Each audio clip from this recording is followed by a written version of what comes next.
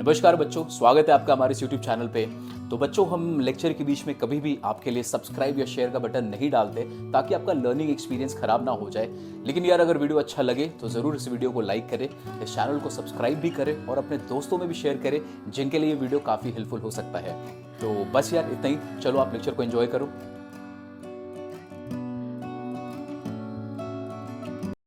Hello बच्चों, स्वागत है आपका हमारे इस यूट्यूब चैनल पे। मेरा नाम है अंकुश राज और इस वीडियो में गाइस हम पढ़ने वाले हैं 17.6 एक्सरसाइज, जो हमारा सेकेंड लास्ट एक्सरसाइज होने वाला है। चैप्टर जो हम कर रहे हैं अभी इस सीरीज में वो है स्ट्रेट लाइन। ठीक है, तो अगर इसके पहले वाले वीडियोस आपने नहीं देखा है तो कृपया करके जाएं, पहले उसको देख कर आएं। उसके बाद आपको ये वाला टॉपिक थोड़ा सा आसान लगेगा, और थोड़ा क्या, बहुत ही आसान लगेगा, क्योंकि इसमें जो भी फॉर्म्स हम पढ़ने वाले बच्चों, ये सारा का सारा रिलेटेड है इसके पहले वाले एक्सरसाइजेस से। तो आप उसको ज़रूर देख लें, उसके बाद इस एक्सरसाइज पे आएँ। तो चलिए स्टार्ट करते हैं वीडियो को। तो सबसे पहले हमारे पास जो पूरा 17.6 में हम दो चीज़ पढ़ने वाले हैं, उससे ज़्यादा कुछ नहीं पढ़ेंगे। पहला चीज़ क्या पढ़ने वाले बच्चों? पहला चीज़ होगा कि जनरल इक्वेशन ऑफ लाइन आपको दिया हुआ रहेगा। ठीक है, तो हम पढ़ने वाले हैं general equation of a line, और इसके मदद से हम डिफरेंट डिफरेंट फॉर्म्स निकालेंगे लाइन का। डिफरेंट डिफरेंट फॉर्म का मतलब, हमने इसके पहले वाले वीडियो में पढ़ा था नॉर्मल फॉर्म के बारे में, जो परपेंडिकुलर फॉर्म होता है स्ट्रेट लाइन का। उसके पहले हम लोगों ने पढ़ा था स्लोप इंटरसेप्ट फॉर्म क्या होता है, इंटरसेप्ट फॉर्म क्या होता है। तो जो भी फॉर्म्स आपने पहले पढ़ रखे हैं, उन सारी चीज़ों को हम डिराइव करेंगे, उस चीज़ों को हम डिड्यूस करेंगे with the help of general equation of a line. यही है हमारा आज का टॉपिक। ठीक है, तो बहुत सारे क्वेश्चंस है यार इसमें, इस एक्सरसाइज में भर भर के क्वेश्चन दिए हुए हैं। तो हम सारे क्वेश्चंस को कवर करेंगे, दो पार्ट में बनेगा क्योंकि वीडियो बहुत लंबा हो जाएगा नहीं तो। चलिए शुरू करते हैं। सबसे पहले बच्चों, जो भी हमारा general equation of a line होता है वो होता है ये ax plus by plus c equals to 0. This is called general equation of a line. ठीक है, okay. Now, with the help of this equation, we will reduce it to different forms of line equation. तो different forms of line equation का मतलब क्या होता है बच्चों? यहाँ पर हम बेसिकली इसके मदद से अलग अलग फॉर्मेट निकालेंगे जो लाइंस का हमने पढ़ रखा है। क्या क्या पढ़ रखा हमने पढ़ा था कि स्लोप इंटरसेप्ट फॉर्म क्या होता है। ठीक है, हमने पढ़ा था इंटरसेप्ट फॉर्म क्या होता है, और हमने पढ़ा था एक, ये तो लास्ट एक्सरसाइज ही था हमारा, कि नॉर्मल फॉर्म क्या होता है। तो ये वाले लाइन के इस इक्वेशन की मदद से हम इस तीनों फॉर्म को डिराइव करेंगे, और इस लाइन को आपको इसको कन्वर्ट करना हो, कुछ कुछ चीज़ें शॉर्टकट्स निकलेंगी, स्लोप निकालने का शॉर्टकट, इंटरसेप्ट निकालने का शॉर्टकट, ये सारी चीज़ें इसमें होने वाली हैं। तो चलिए सबसे पहले वाले पार्ट पे आते हैं बच्चों। तो सबसे पहला वाला पार्ट बोलता है कि इसके मदद से आपको बनाना है स्लोप इंटरसेप्ट फॉर्म। अच्छा, स्लोप इंटरसेप्ट फॉर्म होता क्या था? तो स्लोप इंटरसेप्ट फॉर्म होता है y is equals to mx plus c. ठीक है, ये हमने पढ़ा है इसके पहले के पहले वाले वीडियो में। अब आपको बोल रहा है इस फॉर्मेट में लेके आना है आपको इस वाले इक्वेशन को। तो सबसे पहले हम इस इक्वेशन को लिख लेते हैं। तो इक्वेशन हमारे पास क्या है? ax plus B Y plus C equals to 0। आपसे कहा जा रहा है कि इसको आप कन्वर्ट करो इसके फॉर्मेट में। तो कैसे करोगे? देखो भाई, यहाँ पे y है, एकदम अकेला बैठा हुआ y है, तो आपको सबसे पहले बी वाई को आप यहाँ पे रहने दे और बाकी सबको उधर भेज दे। तो बाकी सबको उधर भेजोगे तो ये माइनस ए एक्स, ये माइनस सी। यहाँ पर b के आगे का कोफिशिएंट कुछ भी नहीं है, b के आगे कोफिशिएंट है 1। यहाँ पे आपको b दिख रहा है तो b को डिवाइड कर दो उस तरफ। तो b को आप उस तरफ डिवाइड करोगे तो ये बन जाएगा a बाई बी, और यहाँ पे बन जाएगा माइनस सी बाई बी। ठीक है, ओके सर। अब आपको कंपेयर करना है इसको, और इसके साथ आपको कंपेयर करना है इसको। तो जब आप इन दोनों को कंपेयर करेंगे तो आप देखेंगे कि सारा का सारा कुछ बिल्कुल हमने उस फॉर्मेट में क्रिएट कर लिया है, और इस फॉर्मेट के हिसाब से हमें कुछ कुछ रिजल्ट्स मिलने वाले हैं। क्या रिजल्ट मिलेंगे? सबसे पहला रिजल्ट आपसे मैं पूछूंगा कि बताओ मुझे, यहाँ पर m का मतलब क्या होता था? तो यहाँ पर m का मतलब होता था स्लोप। यहाँ पे m का वैल्यू क्या दिया हुआ है? तो आप बोलेंगे सर m का वैल्यू है माइनस ए बाई बी। चलो, ये हुआ पहला चीज़। ठीक है, सेकंड चीज, यहाँ पे कांस्टेंट, ये सी इंटरसेप्ट हुआ करता था। वाई इंटरसेप्ट जो पढ़े थे ना हम लोगों ने, तो ये सी मतलब वाई इंटरसेप्ट। तो लिखेंगे सी का मतलब होता था वाई इंटरसेप्ट। अब इसका वैल्यू यहाँ पे क्या दिख रहा है? तो आप बोलेंगे सर इसका वैल्यू दिख रहा है माइनस सी बाई बी। क्या दिख रहा है हमें? Minus C by B. Compare करना है इस इक्वेशन को और ये वाले इक्वेशन को। ठीक है, कंपेयर कर लिया। अब यहाँ से आपको बच्चों एक शॉर्टकट मिल गया। क्या शॉर्टकट मिल गया? अगर आपको क्वेश्चन में किसी भी लाइन का जनरल इक्वेशन दिया हुआ है और आपसे बोला जाए उसका स्लोप बताओ, तो पहला तरीका होगा कि आप इसको इस तरीके से कन्वर्ट कर लें। कुछ क्वेश्चंस ऐसे आएंगे जहां पर आपको कन्वर्ट करने बोला भी जाएगा, रिड्यूस करने बोला जाएगा। जब नहीं बोला जाए तब क्या करना है, आपको इस फॉर्मूला को यूज कर लेना है। ठीक है, स्लोप का वैल्यू क्या होगा, जो भी यहाँ पर है a x plus B Y plus c, तो minus a by b slope हो गया। आपसे पूछेगा इसकी मदद से कि इसका मुझे बताओ y इंटरसेप्ट क्या होगा, तो y इंटरसेप्ट का फॉर्मूला हो जाएगा माइनस सी बाई बी। तो हमें दो चीज़ यहाँ से मिल रही है, ये हुआ पहला चीज़ स्लोप का वैल्यू, और ये हुआ दूसरा चीज़ y इंटरसेप्ट का वैल्यू। ठीक है, इस फॉर्मूला को आप याद कर लो एक बार, नहीं भी करोगे कोई बात नहीं, आप इसको कन्वर्ट करके निकाल तो सकते ही हैं, लेकिन वो लंबा प्रोसेस होगा। रिकमेंडेड याद कर ले, और क्वेश्चन करते करते याद भी हो जाएगा। सेकेंड फॉर्म में आते हैं, आप इसको नोट कर लो। सेकेंड फॉर्म में आते हैं। सेकेंड फॉर्म बोलता है इंटरसेप्ट फॉर्म। इंटरसेप्ट फॉर्म बच्चों हम जानते हैं कैसा होता था, x by A plus Y by B equals to 1। पूरा डिटेल हमने पढ़ रखा है, मैं उसका डायग्राम पे नहीं जा रहा। अब इसको बोला जा रहा है आपको कन्वर्ट करना है। आपके सामने एक इक्वेशन दे दिया है a x plus B Y plus C equals to 0, और आपको बोला जा रहा है कि आप इसको कन्वर्ट करो इस फॉर्मेट में। चलो इस फॉर्मेट में कन्वर्ट करते हैं, तो कैसे कैसे होगा। सबसे पहले लिखेंगे ए एक्स प्लस बी वाई, और सी को उस तरफ ले जाएंगे तो सी उस तरफ जाके हो जाएगा माइनस सी।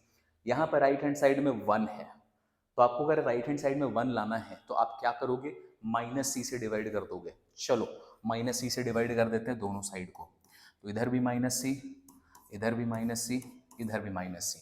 ठीक है, इसके बाद होगा क्या, इसके बाद ये बन जाएगा x डिवाइडेड बाई। अब देखो यहाँ पे x के आगे में कोफिशिएंट कुछ नहीं है, 1 है। यहाँ पर a है, तो a को अपन ना नीचे ले जाते हैं। इस a को यहाँ से हटाना है, इसको तो हम नीचे ले जाएंगे। तो नीचे ले जाओगे तो लिखोगे minus C by A plus, similarly यहाँ से b को हटाना चाहते हैं, तो b को हटाना चाहते हो, इसको भी नीचे ले आओ, तो ये आ गया minus C by B equals to, ये और ये कैंसिल होके क्या बन गया, 1 बन गया। अब आप इस लाइन को इससे कंपेयर करें। अब आप ये वाले इक्वेशन को ये वाले इक्वेशन से कंपेयर करें, क्या आपको दिखाई दे रहा है कि ये बिल्कुल उस फॉर्मेट में आ चुका है? यस। यहाँ पे ए का मतलब होता था एक्स इंटरसेप्ट, बी का मतलब होता था वाई इंटरसेप्ट। आपने इंटरसेप्ट फॉर्म पढ़ा होगा, नहीं पढ़ा है तो प्लीज जाओ यार पहले उनको पढ़ लो, इसलिए फिर आपको आसान भी लगेगा। तो यहाँ पे ए का मतलब होता था एक्स इंटरसेप्ट, बी का मतलब होता था वाई इंटरसेप्ट। बताओ मैं आपसे पूछ रहा हूँ इसके हिसाब से, चलो इसको बाइफर्केशन कर लेते हैं। अब इसके हिसाब से एक्स इंटरसेप्ट का वैल्यू क्या है यहाँ पे, तो आप बोलेंगे एक्स इंटरसेप्ट का वैल्यू है minus C by A. Similarly मैं पूछूंगा आपसे कि बच्चों वाई इंटरसेप्ट का वैल्यू क्या है यहाँ पे, तो वाई इंटरसेप्ट का वैल्यू है ये। ठीक है, यहाँ पे जो बी है उसका वैल्यू ये आ रहा है, तो आप बोलोगे माइनस सी बाई बी। बस यही चीज आपको निकालना। अच्छा भी और चीज देखो, ये वाले फॉर्मेट में y इंटरसेप्ट का वैल्यू क्या आया था, तो आप बोलेंगे सर y इंटरसेप्ट का वैल्यू ये आया था। क्या यही सेम वैल्यू आपको यहाँ भी दिखाई दे रहा है, माइनस सी बाई बी, यहाँ भी y इंटरसेप्ट का वैल्यू है माइनस सी बाई बी। तो इसका मतलब है बच्चों, जनरल इक्वेशन दिया हुआ है, आपसे पूछा अगर y इंटरसेप्ट, चाहे आप इसका वाला यूज करो इसका यूज करो, फॉर्मूला तो दोनों का सेम ही रहने वाला है। ओके, तो ये है हमारे दो फॉर्मेट जिसपे आपको सबसे पहले फोकस कर लेना है, एक है स्लोप इंटरसेप्ट और दूसरा है इंटरसेप्ट। अब जो सबसे ज़्यादा मज़ेदार चीज़ है, जहाँ पे बच्चों को थोड़ा सा डाउट या कन्फ्यूजन भी होता है, वो है लास्ट वाला पार्ट। लास्ट वाला पार्ट क्या है बच्चों, नॉर्मल फॉर्म। तो इसके जस्ट पहले वाले एक्सरसाइज में 17.5 में हम लोगों ने कवर कर रखा है नॉर्मल फॉर्म को। नॉर्मल फॉर्म ऑफ लाइन कैसा दिखता है, X cos theta plus Y sine theta equals to P. तो हमने पढ़ा है बच्चों ये कैसे आता है, इसका मतलब क्या होता है, सब कुछ पढ़ रखा है। यहाँ पे थीटा लिखो, अल्फा लिखो, ओमेगा लिखो, नाम का फर्क है, कहीं आपको अल्फा दिखेगा कहीं ओमेगा दिखेगा, अपन थीटा लेके चलते हैं, अपन को हमेशा से पता है थीटा मतलब एंगल होता है। ठीक है, अब नॉर्मल फॉर्म में अपने पास ना दो केस बनकर आते हैं, और यहाँ पर आपको सबसे अच्छा से समझना है, इन दोनों केस में आपसे कभी गलती नहीं होगी, क्योंकि ये कंपैरेटिवली बहुत ईजी भी है। यहाँ वाले केस में आपको ध्यान देके चलना है क्या, कि यहाँ पर दो केसेस आता है, और वो दो केसेस क्या है, उस दोनों केस को अच्छे से समझते हैं ना। सबसे पहले अपन इन दोनों केस के बारे में लिखते हैं, केस नंबर 1। अच्छा, अभी भी क्या होगा, क्वेश्चन क्या आएगा, आपको एक जनरल इक्वेशन दिया हुआ रहेगा, तो जनरल इक्वेशन हम जानते हैं a x plus B Y plus C equals to 0। ये आपको जनरल इक्वेशन है, आपको बोला जाएगा इसके मदद से आप निकालें कॉस थीटा का वैल्यू क्या होगा, इसकी मदद से निकाले कि साइन थीटा का वैल्यू क्या आएगा।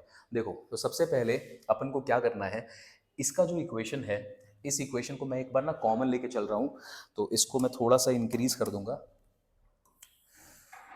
इसको भी थोड़ा सा इंक्रीज करूंगा, इसको भी मैं थोड़ा सा इंक्रीज करूंगा। चलो अब हमको क्या करना है, सबसे पहला स्टेप, इसको आप अभी फिलहाल के लिए अभी इसको याद कर लें, ऐसा क्यों हो रहा बाद में समझेंगे। आपको सबसे पहले सी को ले जाना उधर, तो इसको आप बोलोगे this implies A x plus B Y is equals to minus C. C को हम राइट हैंड साइड ले गए, अब सारे के सारे साइड को आप डिवाइड करेंगे root under square root A square plus B square. इसका मतलब आप सारे के सारे चीज़ों को डिवाइड करेंगे a square plus B square, यहाँ भी करो a square plus B square y, यहाँ पे x equals to minus c by a square plus B square. ठीक है सर, ऐसा क्यों किया, अभी फिलहाल के लिए उस पर नहीं जाते हैं। जो भी ए का मतलब क्या है, द कोफिशिएंट ऑफ एक्स। ए का मतलब क्या है हमारे पास यहाँ पे, तो ए का मतलब है बच्चों, ए कहाँ से आया, a is the coefficient of x. ठीक है, बी क्या है यहाँ पे, तो बी है कोफिशिएंट ऑफ वाई। तो जो भी आपको कोफिशिएंट दिया हुआ होगा उसका आप स्क्वायर रूट करके, उसका स्क्वायर करके ऐड करें, उसका स्क्वायर रूट निकालें। नाउ वी नो दैट कि यहाँ पे जो स्क्वायर रूट अगर है तो स्क्वायर रूट या तो प्लस में होगा या तो माइनस में होगा। अगर आप किसी भी चीज़ का स्क्वायर रूट करते हैं तो प्लस में भी आंसर आ सकता है, माइनस में भी आंसर आ सकता है। ठीक है, तो सर प्लस में ले कि माइनस में ले, यहाँ पर भी आप देखोगे, यहाँ पे भी आप बोलोगे प्लस माइनस, यहाँ पे भी बोलोगे प्लस माइनस, तो सर ये तो कंफ्यूजन वाला पॉइंट है। हम लोग ले तो ले क्या, प्लस को ले कि माइनस को ले। अब आपको प्लस लेना है, ये माइनस लेना है, ये डिपेंड करता है हमारे सी के वैल्यू पर। सर सी का वैल्यू मतलब, तो ये जो सी है ना बच्चों, ये सी, इसके आगे का माइनस साइन को अभी अभी इग्नोर करो, ये जो सी है ये प्लस में है कि ये नेगेटिव में है, उस पर डिपेंड करेगा कि नीचे में आपको प्लस रखना है कि नीचे में आपको माइनस रखना है। ठीक है, कैसे कैसे डिपेंड करेगा, चलो अब यहाँ पर हम दो केसेस बना लेते हैं, आप इसको नोट कर ले फिलहाल यहाँ तक।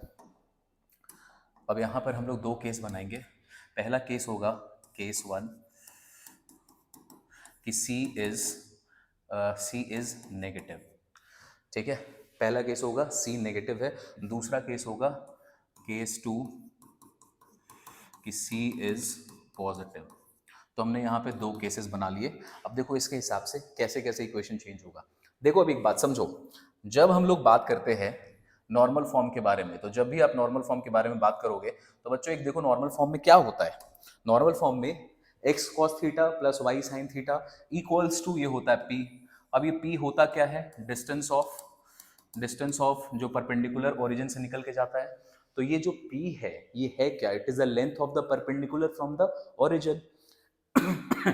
नाउ अब अपने को पता है P एक डिस्टेंस का वैल्यू है। क्या डिस्टेंस कभी नेगेटिव हो सकता है, कभी नहीं हो सकता, डिस्टेंस कभी नेगेटिव नहीं हो सकता। ओके, बस इसी चीज को आपको यूज करना है कि राइट हैंड साइड में जो भी वैल्यू हमारे पास है वो हमेशा पॉजिटिव ही होना चाहिए।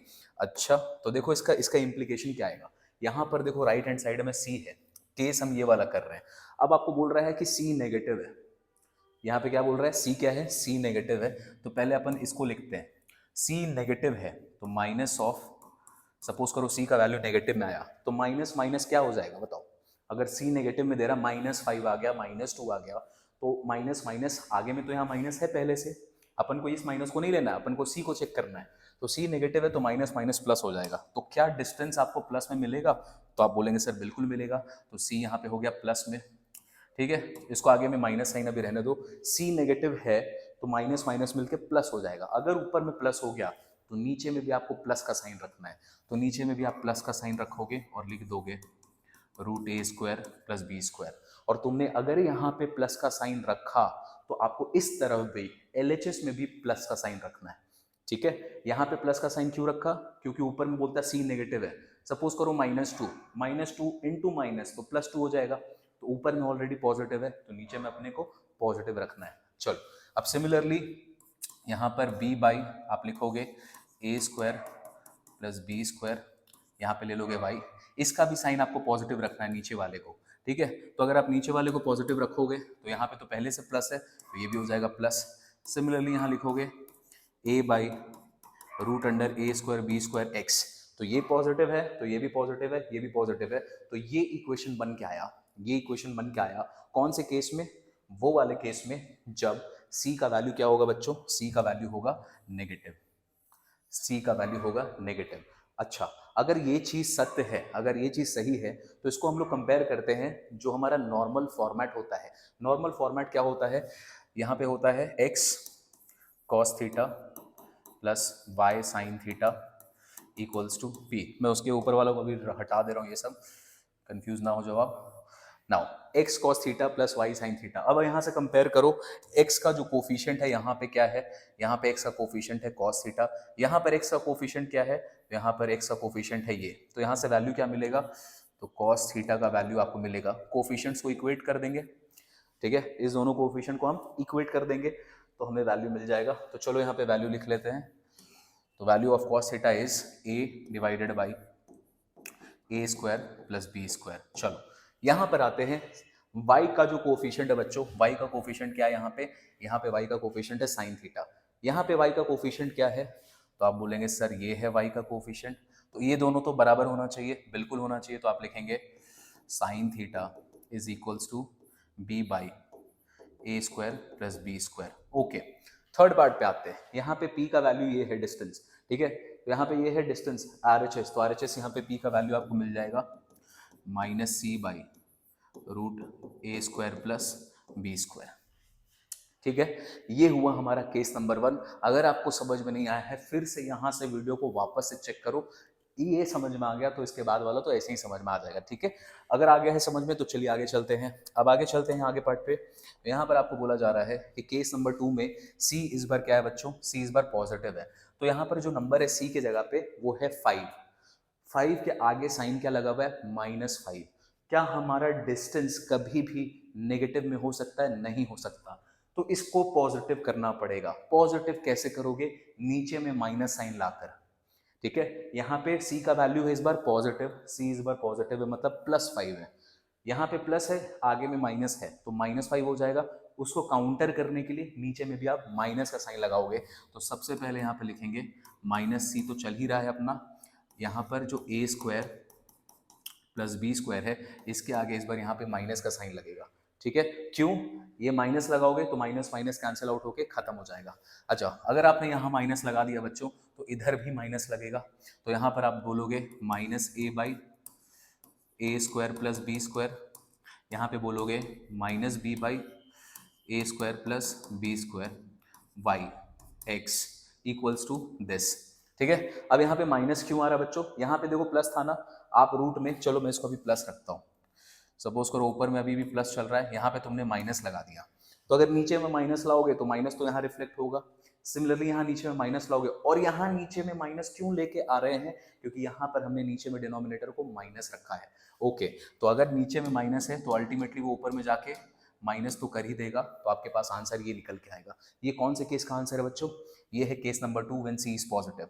अब इसको भी आप कंपेयर करें, इसको कंपेयर करें इसी से cos थीटा, तो यहाँ पे cos थीटा का वैल्यू क्या है, तो आप बोलेंगे सर यहाँ पे cos थीटा का वैल्यू है -a by A square plus B square. यहाँ पे साइन थीटा का वैल्यू क्या है, साइन थीटा तो वो भी माइनस में आएगा, sine theta -b by A square plus B square, ठीक है। यहाँ पर p है डिस्टेंस, तो यहाँ पे p का वैल्यू क्या आएगा, ये माइनस माइनस तो कैंसिल कर देगा एक दूसरे को, तो p का वैल्यू आएगा c by A square plus B square.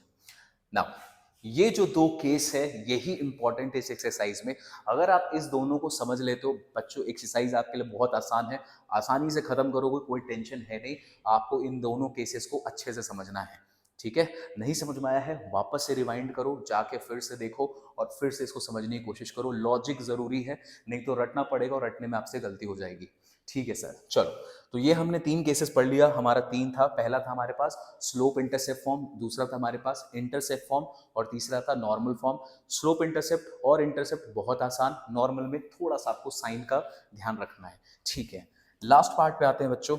Last part है हमारा ये एक्सरसाइज के लिए कि suppose we have 2 straight lines, तो वी हैव 2 स्ट्रेट लाइंस। एक का इक्वेशन दिया हुआ ये जनरल इक्वेशन और दूसरे का आपको जनरल इक्वेशन दिया हुआ ये, ठीक है। तो ax plus B Y plus C equals to 0 होता है, तो यहाँ पे a1 b1 c1 a2 b2 c2। अब आपको बताना है कि ये दोनों लाइन है, क्या वो कभी इंटरसेक्ट करेंगे, क्या ये दोनों लाइन एक दूसरे से पैरेलल रहेंगे, या ये दोनों लाइन एक दूसरे के ऊपर कोइंसाइड करेंगे, मतलब एक के ऊपर एक रहेंगे। तो कोइंसाइड हम जानते हैं, पहले भी हमने पढ़ा है। अब आपको ये बताना है कि ये इंटरसेक्ट होगा, क्या ये पैरेलल होगा, कि ये कोइंसाइड करेगा। इसके लिए आपको कंडीशन को चेक करना है। पहला कंडीशन क्या है, अगर a1 by B a2 is not equals to b1 by b2, अगर ऐसे आपको वैल्यू दिया हुआ है a1 बाई a2 निकाला, b1 बाई b2 निकाला, अगर वो दोनों नॉट इक्वल हैं तो हम कहेंगे ये लाइंस क्या हैं, ये लाइंस है हमारे लिए इंटरसेक्टिंग लाइंस। ये हमारा पहला पॉइंट हुआ। दूसरे पॉइंट पे आते हैं। आपने निकाला a1 बाई a2, वो हो गया equals to b1 by b2, ठीक है। तो इस बार ये दोनों इक्वल हुए, लेकिन not equals to c1 by c2 का केस आ गया। तो इस केस में आप क्या बोलोगे कि ये जो दोनों लाइंस हैं ये दोनों एक दूसरे के पैरेलल है, ये दीज लाइंस आर पैरेलल। यहाँ पर नॉट इक्वल्स टू, यहाँ पे ये दोनों तो इक्वल है, तीसरे वाले से इक्वल नहीं है, तो पैरेलल। थर्ड, आपने निकाला a1 बाई a2 आ गया equals to b1 by b2 आ गया equals to c1 by c2। तो ये केस में आप क्या बोलेंगे कि ये जो दोनों लाइन है एक दूसरे के ऊपर लाई करते हैं, और दीज आर कोइंसिडेंट लाइन, जो एक दूसरे के ऊपर कोइंसाइड कर रहे हैं। तो ये तीन कंडीशन है हमारे पास, ठीक है। इस तीनों कंडीशन को आपको चेक कर लो, अच्छे से इसको लिख लो, और इसके बाद आप एक्सरसाइज बनाने के लिए आराम से लगा सकते हैं। कोई कॉन्सेप्ट नहीं है इसके अलावा, हमारा एक्सरसाइज शुरू होता है। पहले क्वेश्चन से शुरू करते हैं बच्चों। तो first question is right the equation of line through the origin. आपको कॉमन सेंस अभी भी यूज करना है, डायग्राम बनाने वाला जो माइंडसेट है जो हमने पिछले एक्सरसाइज में सीखा है वो अभी भी यूज करना है। चलो, सबसे पहले बोल रहा है आपसे write the equation of a line, write the equation of a line through the origin, origin से पास कर रहा है, and it is parallel to the line this. तो एक लाइन है जो ओरिजिन से पास कर रहा है, ठीक है। तो एक लाइन और पैरेलल टू अनदर लाइन। तो सपोज को ओरिजिन से पास कर रहा है और ये पैरेलल है दूसरे लाइन के। दूसरा लाइन का आपको इक्वेशन दे रखा है, ये बोल रहा है 4x minus 7y plus 13 equals to 0, ठीक है। सपोज करो हमारा लाइन है L, और ये जो दूसरा लाइन है जिसका इक्वेशन आपको दिया हुआ है वो है ये। बोलता है ये लाइन हमारा ओरिजिन से पास कर रहा है, मेरा तो नहीं किया लेकिन आप समझ लो, डायग्राम रफ में बनाना होता है। ये सिचुएशन आपको दिया, बोल रहा है आपको इस लाइन L का इक्वेशन बताना है। अब हमें पता है इस लाइन का हमें एक पॉइंट दिया हुआ है, अगर हम इसका स्लोप निकाल लें तो पॉइंट स्लोप फॉर्म से हम इसका इक्वेशन निकाल लेंगे। इसका स्लोप मिलेगा कैसे, पैरेलल लाइन है ना ये, तो जो इसका स्लोप होगा वही इसका स्लोप होगा। तो बस सिंपल से क्या लिखेंगे, since L is parallel to M, slope of line L is equals to slope of line M। चलो, अब हमने यहाँ पे देखो आपको एक जनरल इक्वेशन दिया हुआ है, आप इसको या तो रिड्यूस कर लो स्लोप इंटरसेप्ट फॉर्म में, या तो फॉर्मूला याद कर लो। फॉर्मूला क्या कहता था, किसी भी लाइन का अगर जनरल इक्वेशन है उसका स्लोप होता है माइनस ए बाई बी, ठीक है। तो आ जाओ, माइनस ए बाई बी का मतलब -4 डिवाइडेड बाई बी का वैल्यू है -7, तो स्लोप का वैल्यू आ गया 4/7। चलो, तो इसका स्लोप आ गया है, ये है 4/7। तो अगर इसका स्लोप 4/7 तो इसका भी स्लोप 4/7। अब लाइन एल का इक्वेशन क्या होगा, using slope intercept form, using point slope form, using point slope form, required equation of line is, चलो पॉइंट स्लोप हमें पता है y minus y1 is equals to, slope तो आपको डायरेक्टली दे रखा है m into x minus x1। तो y minus y1 क्या है 0, ओरिजिन से पास हो रहा है, स्लोप का वैल्यू आ गया 4/7 x माइनस 0। तो अपने पास 7 को इधर ले आएंगे, 7y, यहाँ पे आ गया 4x, x उधर ही है तो y को उधर ले जाओ, -7y इक्वल्स टू 0। तो ये हमने रिक्वायर्ड इक्वेशन जो हमें बोला गया था इस लाइन का निकालने का, हमने बच्चों उसको निकाल दिया है। तो क्वेश्चन आसान है, आगे चलते हैं नेक्स्ट क्वेश्चन। इसी का पार्ट 2 है, बोल रहा है write the equation of a line, write the equation of a line passing through the origin and perpendicular to the line. चलो, तो बिल्कुल एकदम मिलता जुलता क्वेश्चन, थोड़ा ही सा डिफरेंस है। अगेन आपके पास एक लाइन है वो ओरिजिन से पास कर रहा है, और बोल रहा है ये जो लाइन है दिस इज परपेंडिकुलर। सपोज इस लाइन को एल मान लेते हैं, तो this line is L is perpendicular to another line. तो बच्चों यहाँ से एक अनदर लाइन बना दो, और ये हो गया हमारे पास 90 डिग्री।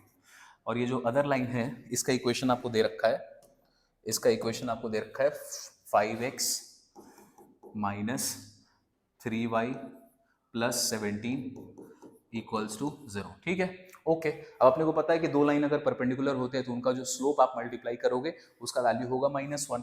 तो सपोज करो इसका स्लोप का वैल्यू है m1, इसका स्लोप का वैल्यू है m2। तो we know that since line L is perpendicular to line, क्या नाम रखा हमने उसका, उसका नाम नहीं रखा अभी तक, इसको लिख लो m लिख लो। Since line L is perpendicular to m, this implies m1 into m2 is equals to -1। चलो m1 अभी हमें पता नहीं, m2 के बारे में बात करते हैं। तो स्लोप कैसे निकालोगे, -a/b। तो -a मतलब -5/b, b का वैल्यू है -3 इक्वल्स टू -1। तो यहाँ से आपको m1 का वैल्यू मिल गया 5/3, उधर जाके हो गया माइनस में, तो -3/5। ठीक है, अब आपको इस लाइन का स्लोप मिल गया बच्चों -3/5 using the point and slope form. तो point slope form, the required equation of the line क्या बनेगा, y माइनस y1। तो y1 का वैल्यू क्या है यहाँ पे 0 is equals to slope -3/5 x minus x1 0। 5 को इधर ले आओ, 5y minus 3x plus 5y equals to 0। तो ये हमारा रिक्वायर्ड इक्वेशन जो हमें चाहिए था तो हमने निकाल लिया। अब आप देखोगे कि ऐसा क्वेश्चन हमने पहले एक्सरसाइज में भी कर रखा है, इसमें नया क्या है, नया ये है बच्चों कि इसका जो स्लोप आप निकाल रहे हो वो डायरेक्टली कैसे निकाल रहे हो, स्लोप का फॉर्मूला आपको पता है, स्लोप का वैल्यू आप डायरेक्टली निकाल रहे हो -a/b। बस ये काम आप नया कर रहे हो, बाकी जो भी कर रहे हो ये आपने पहले भी कर रखा है, ऐसा क्वेश्चन पहले भी हमने बना रखा है। ओके सर, चलो नेक्स्ट क्वेश्चन पे चलते हैं, क्वेश्चन नंबर 2। तो question number 2 says, it says find the line through the point this and parallel to line this. चलो भाई, अपने को तो डायग्राम बनाने आता है, -2, 3, तो कहीं ना कहीं यहाँ पे पॉइंट होगा, तो लाइन यहाँ से पास कर रहा है। तो लाइन बच्चों सपोज करो यहाँ से पास कर रहा है। अब बोल रहा है ये लाइन का नाम दे देते हैं लाइन L। अब बोल रहा है ये जो लाइन है जो यहाँ से पास कर रहा है, this is parallel to another line. तो अनदर लाइन है हमारे पास ये, इसका नाम दे दो M, और इसका इक्वेशन आपको दे रखा है 3x plus 5y minus 4। Okay, अब ये दोनों लाइन पैरेलल है, इसके मदद से तुम इसका स्लोप निकाल लोगे। तो इस लाइन का स्लोप क्या होगा, तो इस लाइन का स्लोप होगा -a/b, तो -3/5। इसका भी स्लोप यही होगा, इसका भी स्लोप आ गया -3/5। चलो भाई, पॉइंट स्लोप फॉर्म यूज करते हैं, y माइनस y1। तो y1 का वैल्यू यहाँ पे 3 इज इक्वल्स टू स्लोप आया है -3, x minus x1 minus minus +2। चलो solve this, 5y minus 15 minus 3x minus 6, x को इधर ले आते हैं, प्लस 5y माइनस इधर आके प्लस हो जाएगा -9 इक्वल्स टू 0। हमें जो रिक्वायर्ड इक्वेशन बोला गया था बच्चों, तो हमने क्वेश्चन नंबर 2 का ये निकाल दिया है, डायग्राम की मदद से बनाया है। बिल्कुल सिमिलर क्वेश्चन है, इसलिए मैंने पूरा डिटेल नहीं लिखा, आप लेकिन जरूर डिटेल से बनाएंगे, इसको डिटेल में लिखेंगे। आते हैं इसके पार्ट 2 क्वेश्चन बच्चों। ये बोल रहा है find the equation of the line through the point this, इस पॉइंट से पास कर रहा है and it is perpendicular to this line. बिल्कुल सिमिलर क्वेश्चन है, मैं डायग्राम बना दे रहा हूँ।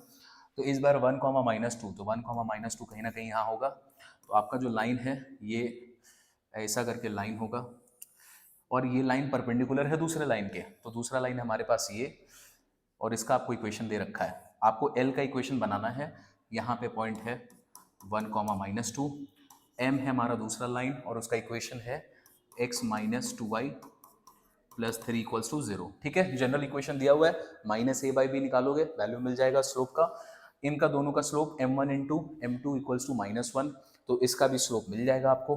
अब जब आपको इसका स्लोप मिल गया है तो पॉइंट स्लोप फॉर्म लगाओगे, इसका भी इक्वेशन बना दोगे। आपके लिए होमवर्क है। चलिए चलते हैं नेक्स्ट पार्ट पे, क्वेश्चन नंबर 3।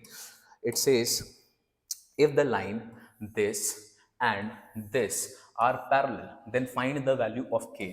अच्छा, तो आपको दो लाइन दे रखा है, a1x plus b1x b1y plus c1 equals to 0, दूसरा है a2x plus b2y plus c2 equals to 0। Parallel का केस क्या होता था, पैरेलल का केस होता था कि a1 by a2 is equals to b1 by b2 not equals to c1 by c2। ठीक है, यही केस होता था। तो अपन नॉट इक्वल्स टू वाले में दिमाग नहीं लगाते, अपन आते a1 बाई a2 पे। तो चलो a1 बाई a2 का वैल्यू, तो 2 डिवाइडेड बाई A2 है यहाँ पे 3 इज इक्वल्स टू B1 है यहाँ पे 3, B2 है यहाँ पे -k, ठीक है। तो k का वैल्यू क्या हो जाएगा 3 इंटू 3 यहाँ पे -9 डिवाइडेड बाई 2। ये हमने निकाल लिया, इसकी तो हमें जरूरत थी भी नहीं क्योंकि नॉट इक्वल्स टू को आप कैसे निकालोगे, नॉट इक्वल्स टू में दिमाग लगाना नहीं, तो आप इसको इग्नोर कर सकते थे, इससे हमें वैल्यू मिल गया k का। चलो very easy question, question number 3 का पार्ट 2 पे आते हैं। आपसे पूछ रहा है if the line this and this are perpendicular to each other, okay perpendicular है भाई एक दूसरे के, then find the value of k। अगर दो लाइन एक दूसरे के परपेंडिकुलर है तो इन दोनों का अगर स्लोप निकालोगे, इन दोनों का अगर आप स्लोप निकालोगे तो सपोज इसका m1 और m2 दोनों को मल्टीप्लाई करेंगे। चलो एक लाइन है सपोज करो ये 3x minus 7y equals to 13, दूसरा है kx plus 2y minus 5 equals to 0। चलो इसका स्लोप निकालते हैं। तो slope of m1, this two are perpendicular, तो इसका वैल्यू होगा -1।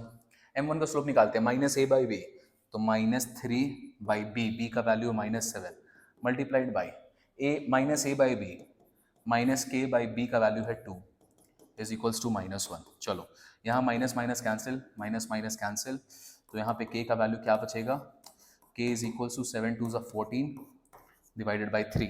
बस रिक्वायर्ड वैल्यू अपने को k का मिल गया है यहाँ पे 14/3। ठीक है, आसान क्वेश्चन है जी सर। तो चलिए अगली क्वेश्चन की ओर। 4 बोलता है if the image of the point this in the line this is 0.3, 5 then find the value of p। चलो इस क्वेश्चन को बाद में देखना, पहले इमेज का कॉन्सेप्ट समझ लेते हैं। ये सपोज करो एक लाइन आपको दिया हुआ है और इस लाइन का इक्वेशन अपने को पता है 4x plus 3y minus P equals to 0। ठीक है, इस लाइन का इक्वेशन अपने को p का वैल्यू निकालना है। अब यहाँ पर सपोज करो एक पॉइंट है और इस पॉइंट का वैल्यू क्या दिया हुआ है ऑफ द पॉइंट -1, 2। इसका इमेज पता है क्या होगा, ठीक इसके उल्टा जो ये यहाँ पर है ना, इमेज तो आप समझ रहे हो, तुम खड़े हो तुम्हारा इमेज तुमको दिख रहा है, तो इसका इमेज सपोज करो लाइन के इस तरफ आएगा। ठीक है, तो लाइन के इस तरफ यहाँ पे आएगा सपोज करो। अब ये जो पॉइंट है इसको बोल दो आप पॉइंट ए, इसको बोल दो बी। तो ए का इमेज है पॉइंट बी, मिरर में जैसे होता है ना आप चेहरा इमेज बनाते हो, तो इस लाइन के इस तरफ आएगा इस पॉइंट का, या उल्टा बोलो बी का इमेज है ये, जैसा बोले। यहाँ पर बी का वैल्यू आपको दे रखा है 3,5। अब देखो जब भी इमेज का क्वेश्चन होता है तो इमेज का क्वेश्चन में ना सबसे पहले कि अगर आप इससे लाइन ड्रॉ करोगे तो ये लाइन यहाँ पर परपेंडिकुलर होगा। सबसे पहला पॉइंट कि ये जो इमेज का लाइन अगर आप कनेक्ट करते हैं ए और बी को या बी ए को, वो हमेशा आपको राइट एंगल देगा। पहला चीज, सपोज करो इस पॉइंट को जो इस लाइन से क्रॉस कर रहा है इसको हम बोल देते हैं ए बी, लिख लिया। सपोज करो दिस इज पॉइंट सी, तो ये जो पॉइंट सी होगा ना इस लाइन ए बी का मिड पॉइंट होगा। खास बात क्या होता है कि अगर आपने ये लाइन दिया हुआ है, ये लाइन बाइसेक्ट कर रहा होगा ए बी को। ठीक है, इमेज के क्वेश्चन में आपको हमेशा ये दो चीजों का ध्यान रखना है। पहला, इमेज आपने बना लिया, लाइन जोड़ोगे स्ट्रेट लाइन होगा, मतलब 90 डिग्री परपेंडिकुलर होगा। और दूसरा कि ये जो इमेज वाला सेगमेंट हमारा ए बी, इसका मिड पॉइंट होगा जो भी ये लाइन उसको जहां से भी क्रॉस कर रहा होगा। That means point C is the mid point of line segment A B. ठीक है, तो हम लोग लिखेंगे कि B is the image of point A. Coordinates लिख डालो यहाँ पे, B का भी कोऑर्डिनेट यहाँ पे लिख देना, मैंने नहीं लिखा, चलो लिख देते हैं। B कोऑर्डिनेट्स है B का 3,5 is the image of point A. Now C is the midpoint of line segment AB। ये प्रॉपर्टी है हमारे इमेज वाले चीज का। नाउ अब हम मिड पॉइंट फॉर्मूला के मदद से क्या हम C का कोऑर्डिनेट्स को निकाल सकते हैं बच्चों, यस और नो? तो आप बोलोगे सर बिल्कुल निकाल सकते हैं। तो लिखेंगे यूजिंग मिड पॉइंट फॉर्मूला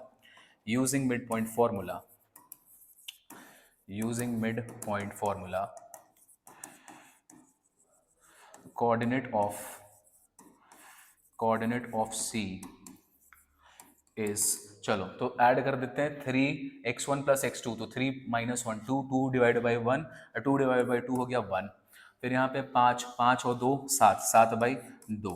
तो हमें कोऑर्डिनेट्स मिल जाता है इसका कोऑर्डिनेट है 1 और दूसरा है 7/2।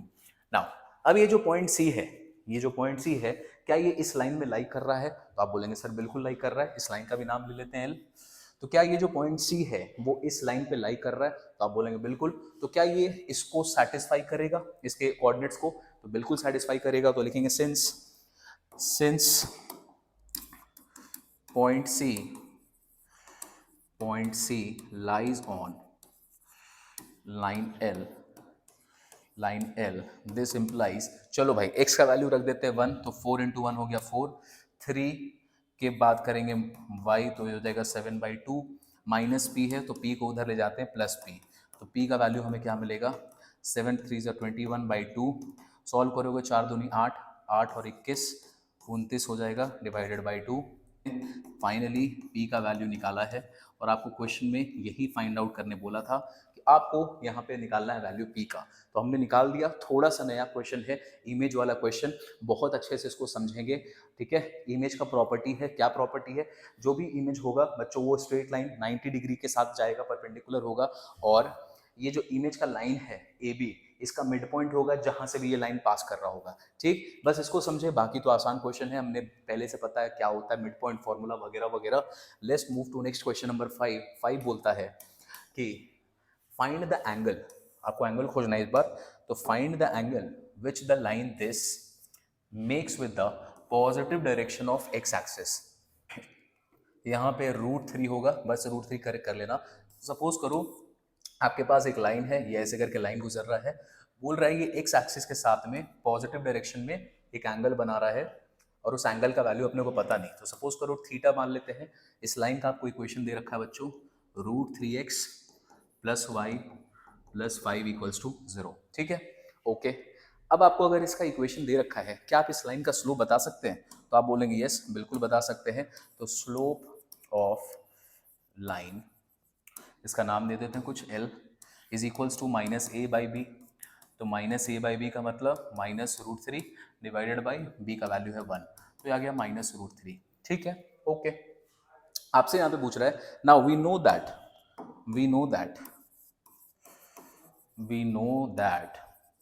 कि अगर आप tan थीटा करते हैं, तो tan थीटा अगर आप करेंगे तो वो आपको क्या निकाल के देता है, tan थीटा आपको स्लोप निकाल के देता है। तो क्या मैं बोल सकता हूँ कि tan थीटा = स्लोप आया है -√3, तो आप बोलेंगे बिल्कुल। तो क्या अपन ऐसे बोल सकते हैं tan थीटा = माइनस, अच्छा √3 किसका वैल्यू होता है, तो √3 अगर आप जाके टेबल में देखोगे तो √3 होता है tan 60 का वैल्यू, और उसके आगे में साइन लगा हुआ है माइनस। अगर माइनस लगा हुआ है तो हम प्रॉपर्टी यूज करेंगे, कौन सा प्रॉपर्टी हमने पढ़ रखा है, दिस इज tan 180 से माइनस कर दो इसको, तो दिस इज 60 डिग्री, तो हमें वैल्यू मिल गया, ठीक है। माइनस साइन हटाते हैं ना, प्रॉपर्टी भी बगल में लिख देना, tan 180 minus theta = -tan theta, ठीक है। तो ये हमने वैल्यू निकाल लिया, ये हमने पहले भी काफ़ी वीडियोस में पढ़ रखा है तो मैं रिपीट नहीं कर रहा। चलो भाई, तो tan थीटा = 120 डिग्री, तो थीटा का वैल्यू अपने को मिल चुका है बच्चों, थीटा = 120 डिग्री। अपने को यही पूछा था ना कि आपको एंगल निकालना है, तो हमने एंगल यहाँ पे निकाल दिया, और एंगल का वैल्यू हमें क्या मिल रहा है क्वेश्चन में, दिस थीटा = 120 डिग्री। तो दिस वाज क्वेश्चन नंबर 5।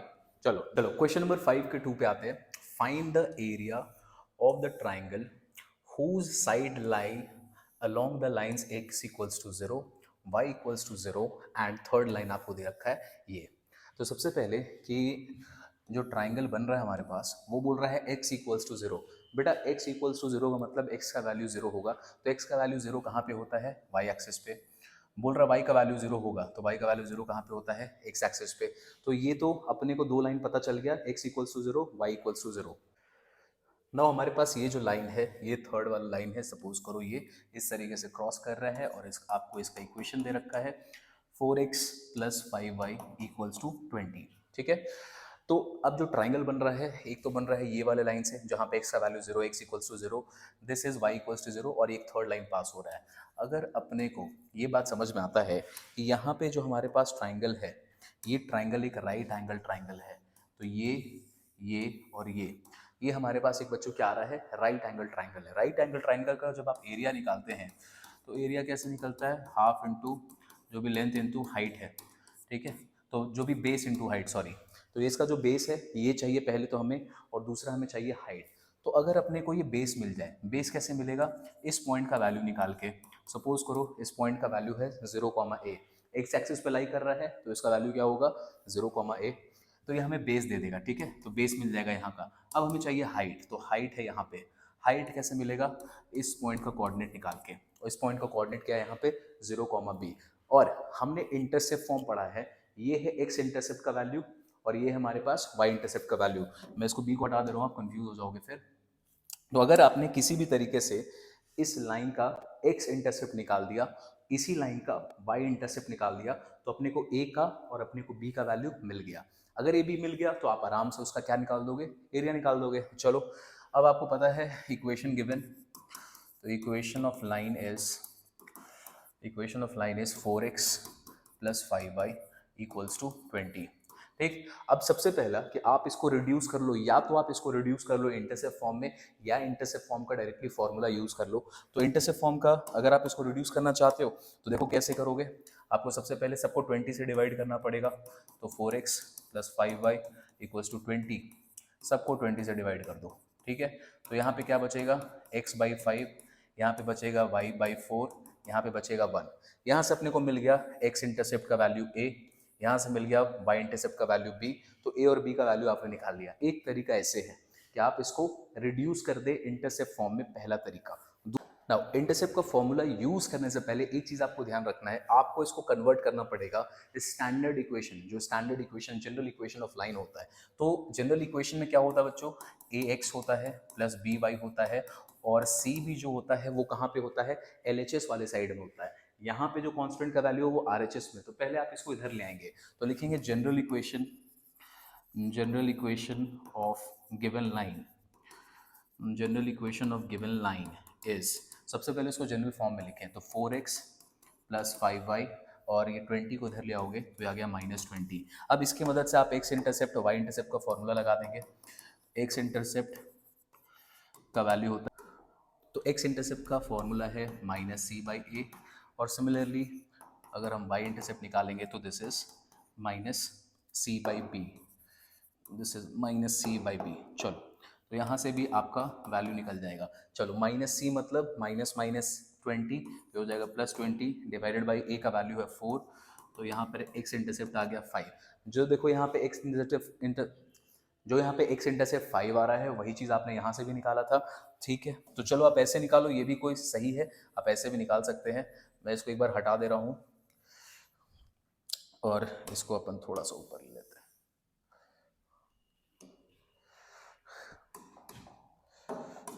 और यहाँ पर -c/b, तो -c मतलब -20 डिवाइडेड बाई b का वैल्यू है यहाँ पे 5, तो यहाँ पे आ गया अपने को 4 का वैल्यू। चलो x इंटरसेप्ट आया है 5, तो इसका वैल्यू क्या होगा हमारे पास 0,5। यहाँ पे y इंटरसेप्ट आया हमारे पास 4, तो इसका वैल्यू होगा 0,4। अब अपने को यहाँ से यहाँ तक का डिस्टेंस मिल गया बच्चों, डिस्टेंस क्या है 5 का, x इंटरसेप्ट यहाँ से यहाँ तक का डिस्टेंस मिल गया है, डिस्टेंस क्या है y इंटरसेप्ट दैट इज 4। तो एरिया ऑफ द ट्राइंगल क्या होगा, तो area of given triangle base into height, तो बेस है हमारे पास आया है 5, हाइट आ गया 4, 5 × 20 = 10 स्क्वायर यूनिट्स, ठीक है। तो बस यहाँ तक क्वेश्चन नंबर 5 हमारा खत्म होता है, और इस वीडियो को हम क्वेश्चन नंबर 5 पे ही रुकेंगे बच्चों, क्योंकि वीडियो बहुत लंबा हो जाएगा। अगली वीडियो में मैं आपसे मिलूंगा जहाँ पर हम डिस्कस करेंगे क्वेश्चन नंबर 6 ऑनवर्ड्स। और वीडियो अगर अच्छा लगा हो बच्चों, जरूर से इस वीडियो को लाइक करें, इस चैनल को सब्सक्राइब करें और अपने दोस्तों में भी शेयर करें जिनके लिए काफ़ी हेल्पफुल हो सकता है। मैं मिलूंगा आपसे अगले वीडियो में, till then bye bye, take care, I will see you, bye bye. Subscribe now and press the bell icon. Never miss an update.